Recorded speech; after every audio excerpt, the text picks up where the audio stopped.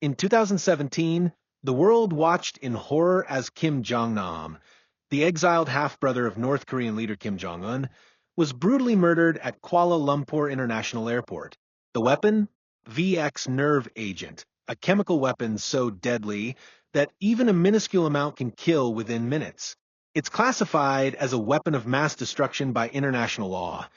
Before we dive in, please subscribe, like, and share this video. Your support helps us bring more deep dives into history's most compelling mysteries. The message was clear: no one escapes the reach of Pyongyang. But this wasn't just any assassination, it was a chilling reminder of how far the Kim dynasty will go to eliminate perceived threats. But what happened to Jong Nam's son, Kim Han-sol? Once seen as a potential heir to North Korea's throne, he vanished into thin air after his father's death. Where is he now? And why does his fate matter?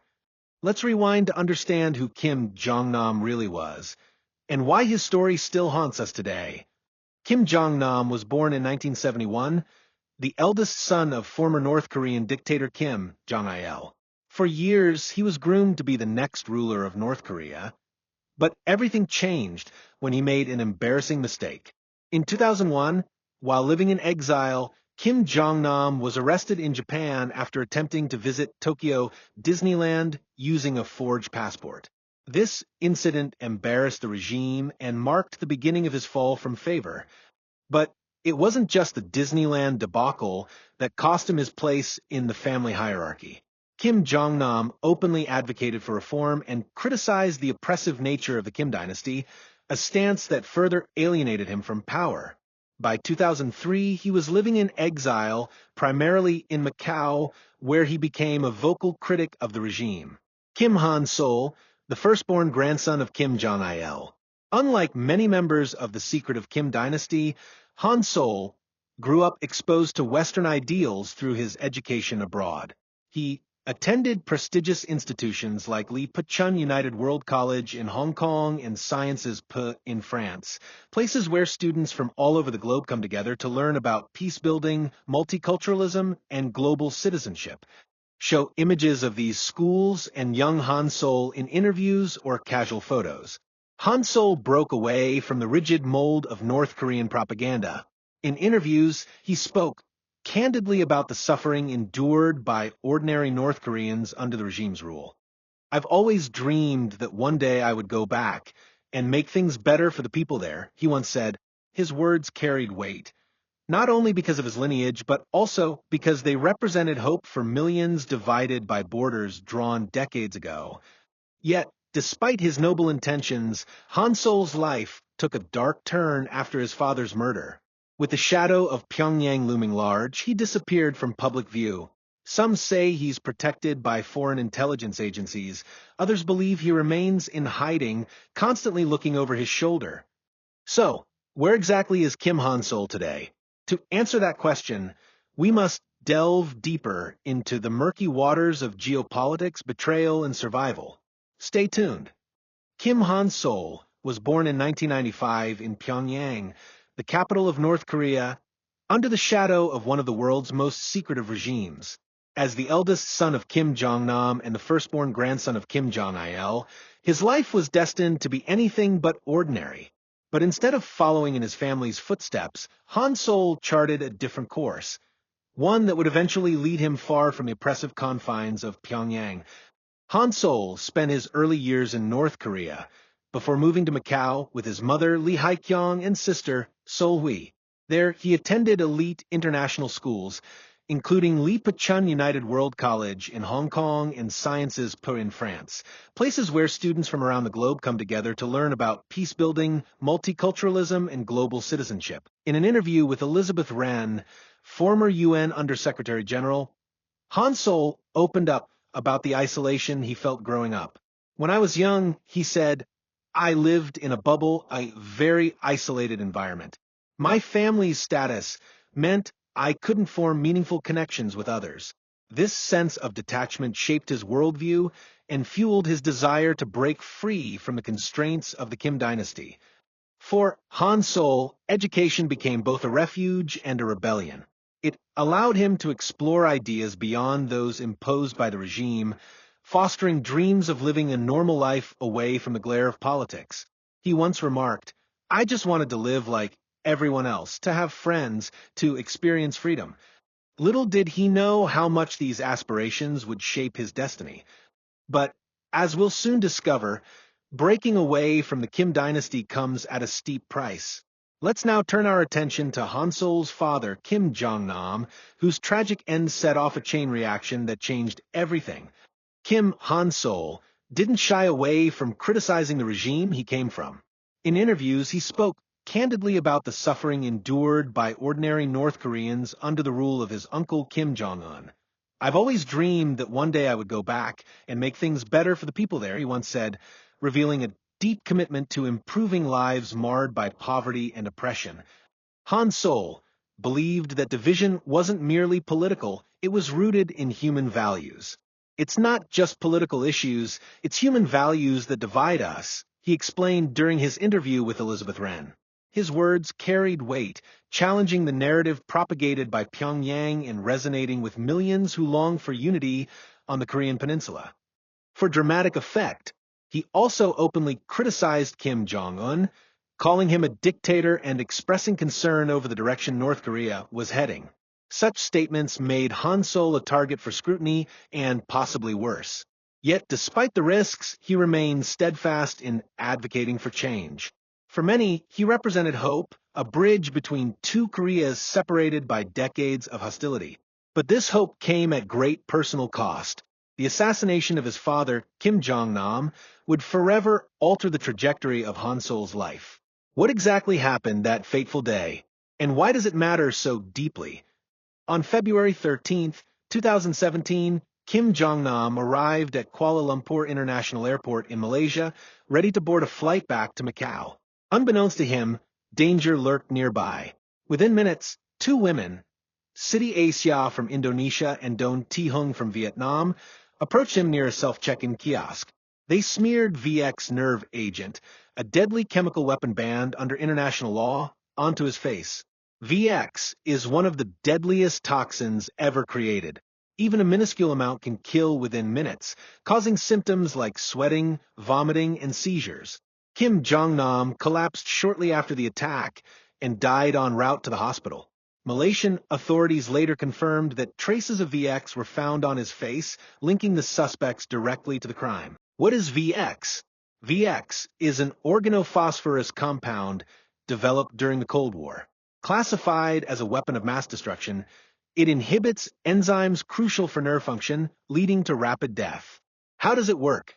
Once exposed, victims experience respiratory failure, paralysis, and eventual cardiac arrest. The global reaction was swift and severe.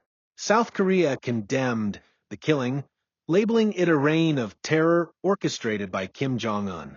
Meanwhile, the United States relists North Korea as a state sponsor of terrorism, citing the assassination as evidence of Kim Jong-un's willingness to use extreme measures against perceived threats.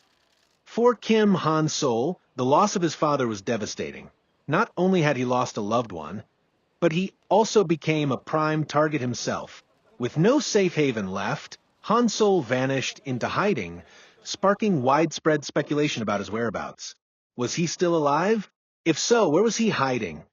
As we delve deeper into the mystery surrounding Kim Han Sol's disappearance, one thing becomes clear: his story isn't just about survival, it's about courage in the face of overwhelming odds. Stay tuned to uncover the truth behind the man who dared to dream of a better future for Korea. As the world reeled from Kim Jong-nam's assassination, Malaysian authorities launched a meticulous investigation to uncover the truth behind the attack. Four North Korean suspects, Ri Ji-hyen, Hong Song-hak, Oh Jong-gil, and Ri Jae-nam, fled the country shortly after the killing, raising suspicions of their involvement. Meanwhile, two women, Siti Aisyah from Indonesia and Don Tihung from Vietnam, were arrested at Kuala Lumpur International Airport. Both claimed they had been duped into participating in what they believed was a harmless prank TV show. Their stories painted a chilling picture of how ordinary people can become unwitting pawns in geopolitical games. Forensic evidence confirmed that VX nerve agent, a chemical weapon banned under international law, was used on Kim Jong Nam's face. VX is so deadly that even a tiny amount can kill within minutes. Investigators believe the assassins may have used a binary chemical weapon system, where two harmless precursors combine to form VX only upon contact with the victim. This method ensures the handlers remain safe while ensuring the target's death. Break down complex parts. What is VX? VX is an organophosphorus compound developed during the Cold War. It inhibits enzymes crucial for nerve function, leading to rapid death. How does it work? Once exposed, victims experience respiratory failure, paralysis, and eventual cardiac arrest. The investigation revealed that Asia and Hung were recruited separately by North Korean operatives posing as producers of prank videos. They underwent training sessions and rehearsals at locations like Pavilion Kuala Lumpur and KLCC, where they practiced smearing liquids on unsuspecting strangers. These pranks prepared them unknowingly for the real mission, the assassination of Kim Jong Nam. Isaiah told investigators she vomited shortly after the attack, likely due to accidental exposure to the toxin. Despite this, neither woman suffered fatal consequences, possibly because they washed their hands immediately after the act. However, their lives would never be the same again. The assassination triggered a wave of media attention and diplomatic tension. Malaysia refused to release Kim Jong Nam's body until DNA confirmation could be obtained, citing legal procedures. North Korea, however, accused Malaysia of colluding with South Korea and demanded immediate repatriation of the body without an autopsy. North Korea's ambassador to Malaysia, Kong Kol, described the post-mortem as a violation of human rights and vowed to lodge a complaint with the International Court of Justice, ICJ. He insisted the cause of death was a heart attack, dismissing claims of VX poisoning as fabrications by South Korea and the United States. For Malaysia, the stakes were high. On one hand, they sought justice for Kim Jong Nam. On the other, they faced mounting pressure from Pyongyang.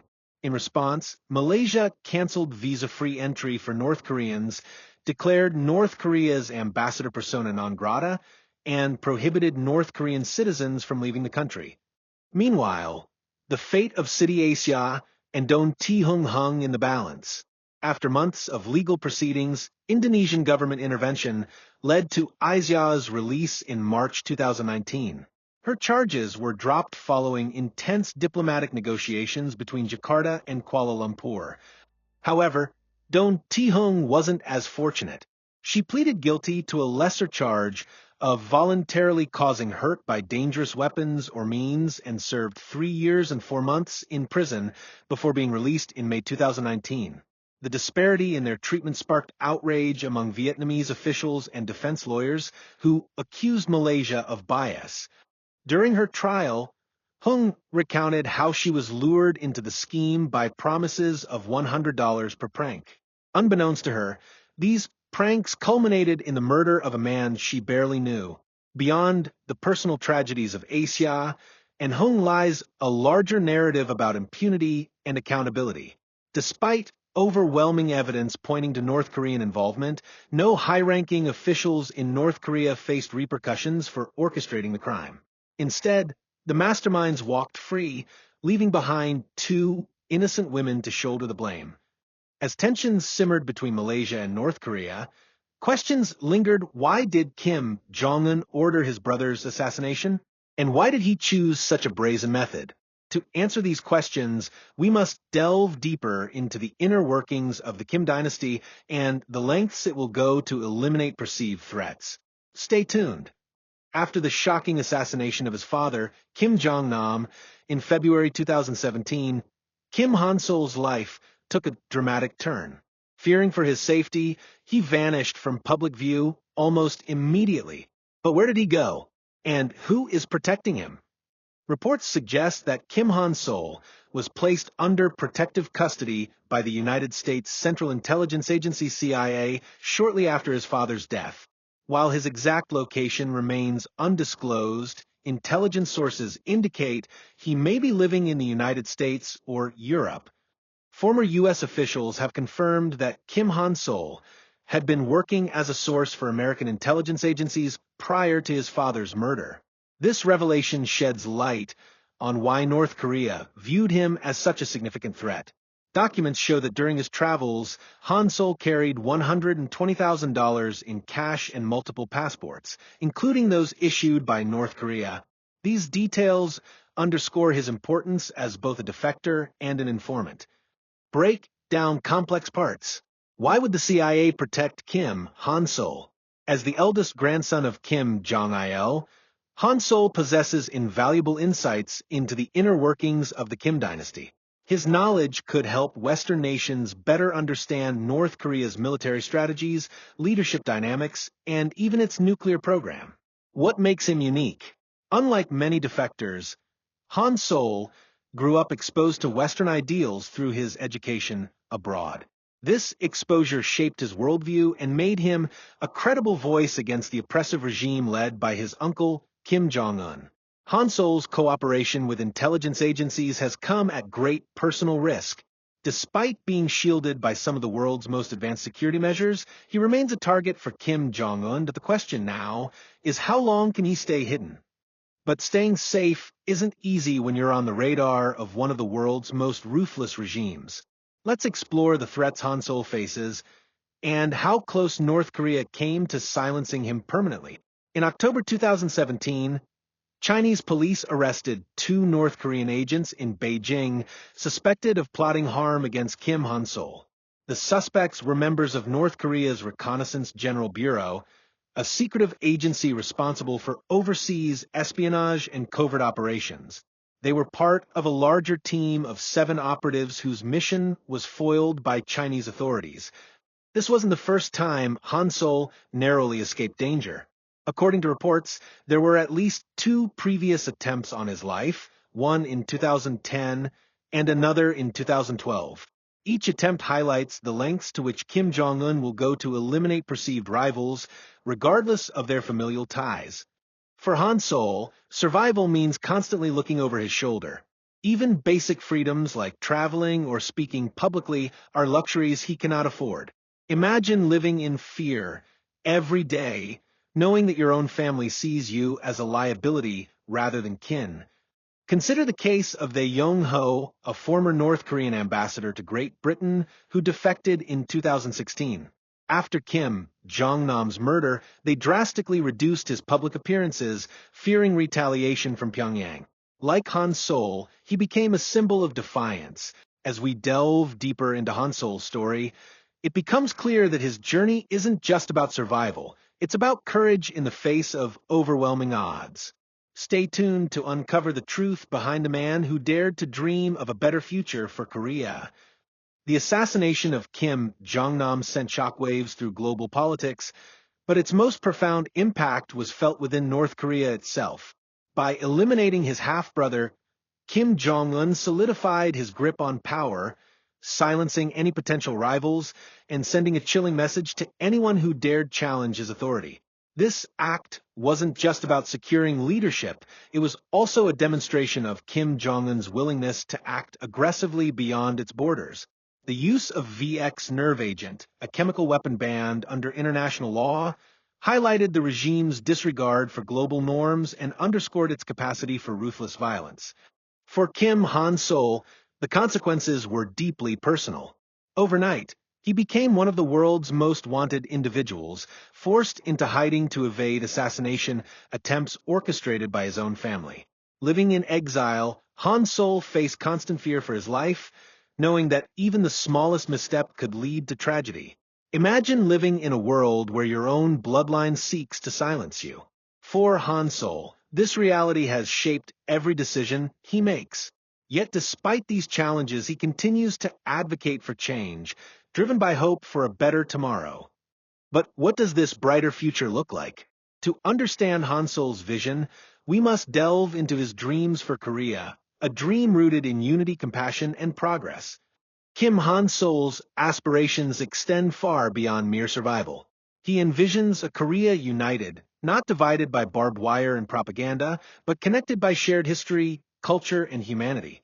In interviews, he often speaks about the importance of humanitarian projects and fostering world peace, particularly within the Korean Peninsula. Han Sol dreams of a day when buses freely cross the demilitarized zone DMZ, reuniting families separated for decades.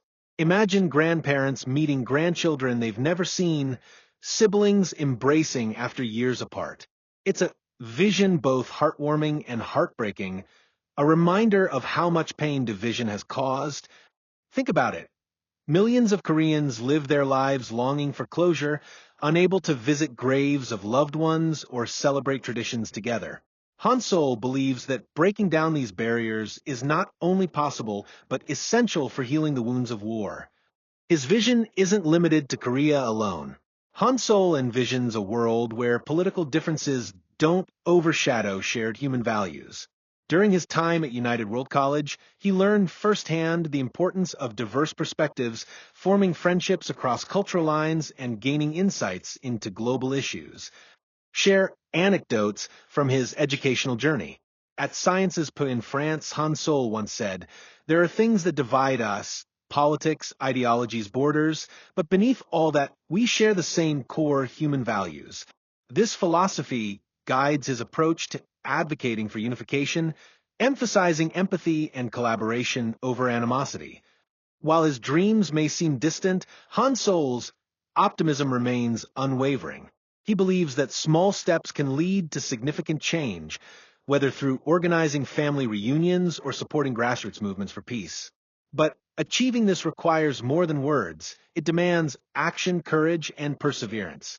As we reflect on the extraordinary journey of Kim Han Sol, one thing becomes clear. He is more than just the grandson of a dictator or the son of an exiled heir. He represents hope, a bridge between two Koreas divided by decades of animosity and mistrust. Han Sol's dreams extend far beyond mere survival. He envisions a Korea united, not divided by ideology but connected through shared history, culture, and humanity. Imagine buses freely crossing the demilitarized zone DMZ, reuniting families separated for generations. It's a vision both heartwarming and heartbreaking, a reminder of how much pain division has caused. But can Kim Han Sol fulfill this dream? Can he bring change to a nation steeped in decades of hostility and oppression?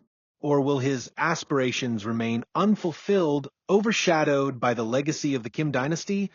Will Kim Han Sol ever return to his homeland? Can he overcome the shadow of Pyongyang and carve out a future that honors his father's memory while paving the way for peace? Emphasize the broader implications. His story isn't just about him. It's about all those who dare to dream of a better tomorrow despite overwhelming odds. It's about resilience, courage, and the belief that even the smallest acts of defiance can spark significant change. Kim Han Sol embodies the struggle of a new generation seeking reconciliation and unity. Though his location may remain hidden, his voice continues to inspire millions dreaming of a brighter future for Korea. In a world often defined by division, he reminds us that human values transcend politics and borders. The question now is, will history remember Kim Han Sol as a symbol of reform and progress, or as another casualty of the Kim dynasty's ruthless pursuit of power? Only time will tell. But one thing is certain, his fight for justice, freedom, and reunification resonates deeply with anyone who believes in the power of hope over fear. For Kim Han Sol, and for all who dream of a better tomorrow, the struggle continues. Thank you for watching.